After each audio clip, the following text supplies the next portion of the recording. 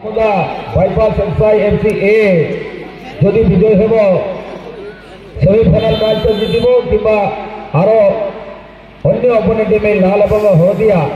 सामुदा bypass FC B जो भी team भी विजय हासिल कर टीम आयोजन कर देखुं जो टीम ये ग्रुप चैंपियन मैच पराजय शिकार होती टीम को निराश न होगापाई 1000 टंका लेखाएं प्रदान कर ग्रहण कर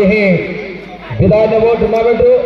एवं जो टीम तो विजय हेब से निश्चित द्वितीय सेमिफाइनाल में प्रवेश कर 6000 टंकार भी हंता हेब और सेमिफाइनाल द्वितीय सेमिफाइनाल मैच में जब विजय हेब 10,000 टंका आड़ को पहुँचब और फाइनाल मैच को पहुँची पार तेणु निश्चित दमदार सुधा चली नेट भर को दर्शक पड़ो अनेक गुड़ा इंजेक्शन ना भल होगा बहुत मुस्किल तेणु से जीवन को आगे आपने विश्वास करेंगे ना तेणु निश्चित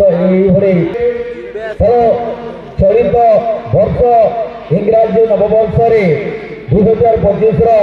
ये एक 4 दिनिया फुटबॉल टूर्नामेंट आमे माने उपभोग करुछंती आमे माने देखुछंती आमे माने एकत्रित भव्य आयोजन 4 दिनिया टूर्नामेंट 4 दिनिया फुटबॉल प्रतियोगिता रे आमे माने